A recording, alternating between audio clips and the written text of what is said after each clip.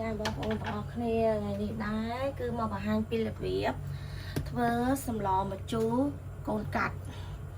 ចាមុនដំបូងគឺយើងត្រូវដាក់ប្រេងឆាចាដើម្បីបំពងខ្ទឹមសិនណាបងប្អូន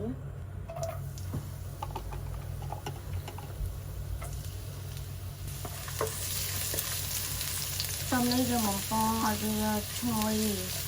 ឲ្យវាឡើងក្រហមសិនបានយើងដាក់សាច់ទៅតាមក្រោយបងប្អូនចា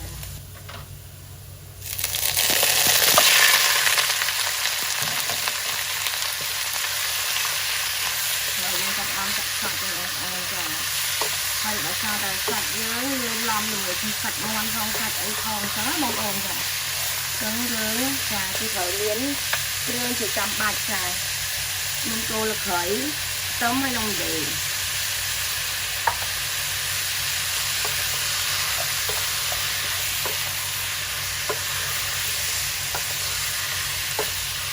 អត់ទៅច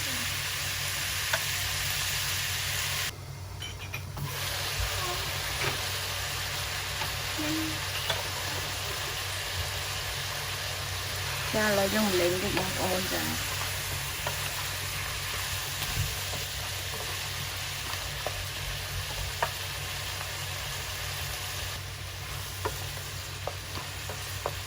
នៅក្នុងហ្នឹងមានឆ្អឹងជំនីមានជើងជ្រូកហើយមានបេះដូងមាន់ហើយនឹងសាច់មាន់បងប្អូនចាមានដូចជាសាច់មាន់លាយច្រើនមុខតិចនេះច្រើនឆ្អឹងជំនីអូអាចចែកជាតិណាបងប្អូនណាជាតិ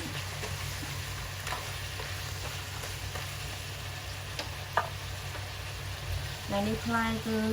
ដាក់កាពិបងប្អូនចាយើងលួចដាក់កាពិទៅដើម្បីវារសជាតិវាប្លែក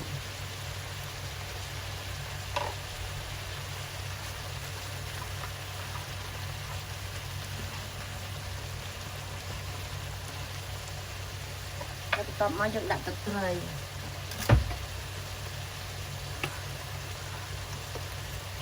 ដាក់មកល្មមបងប្អូនចូលចិត្តមកចាព្រោះដោយសារចំណូលចិត្តខុសគ្នានេះប៊ីចេងមកបងដាក់យើងល្មមមកព្រោះសាច់យើងច្រើនទឹកស្លច្រើនស្ករ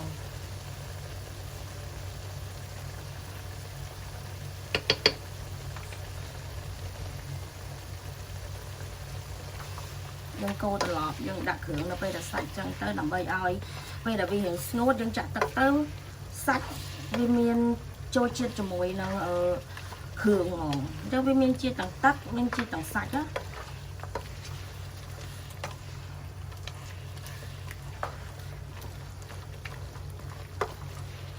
នេះបន្លែបងប្អូនចានិយាយទៅបន្លែនេះគឺដាក់ជាមួយនឹងសាច់កូរមួយគ្នាហ្មងដើម្បីឲ្យវាទន់ទី2បើយើងចាំចាក់ទឹកទៅវាអត់សូវចូលជាតិអញ្ចឹងបន្លែក៏ត្រូវមានជាតិដែរបងប្អូនយើងដាក់រឹងទៅចាកូរមួយគ្នាមកច្បល់ទៅចាំចាក់ទឹកអ្វីដែលសំខាន់ទឹកគឺយើងចាក់ទឹកក្តៅបងប្អូនចាពេលដែលយើងប្រើទឹកក្តៅគឺវាអត់បាត់រសជាតិទេ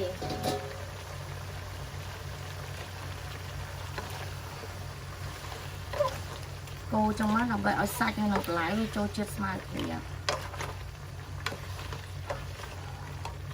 កបន្តទៅមុខទៀត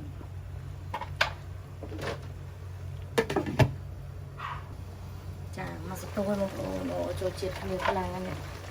យើងកូរទៀតណា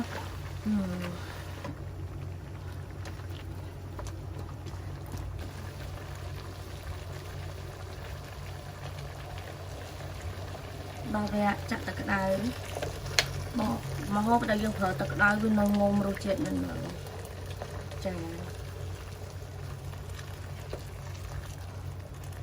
ចាក់យ៉ាងច្រើនតិចព្រោះយើងញ៉ាំងតិចទៅចា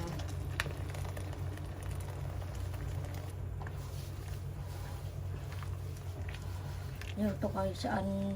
មកសន្ទុះទៅបងប្អូនណាមកបានមកសន្ទុះឲ្យបងប្អូនចា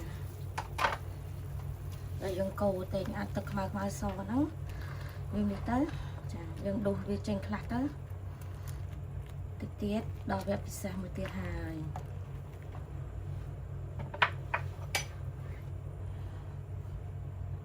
ត 7បងស្មានសិនទៅកុំតន់ដាក់លោកទាំងអស់ខ្លាចវាជូរពេក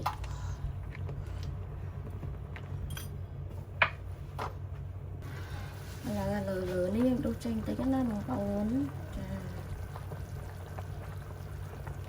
ស្រោយើងឆ្អិនហើយបន្លែក៏រៀងអលួយដែរ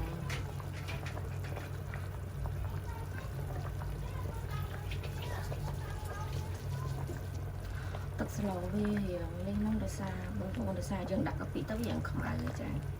យើងមកងាត់តិចទៀតទៅដើម្បីបន្លែរៀងកាន់តែទន់ជាងហ្នឹង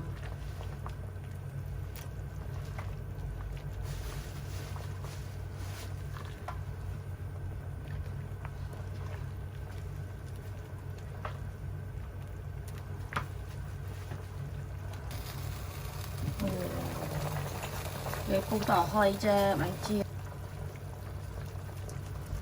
អាហ្នឹងវាឆ្ងាញ់ផងហ្នឹងហើយដល់មកអម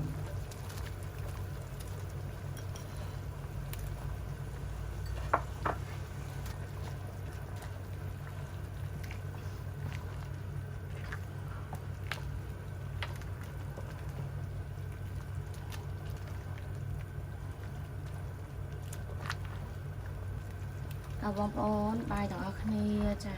អរគុណបងប្អូនទាំងអស់គ្នាដែលបានមើលវីដេអូយើងនាងខ្ញុំចាបើបងប្អូនពេញចិត្តកុំភ្លេចជួយ Subscribe YouTube Channel ខ្ញុំផងអរគុណ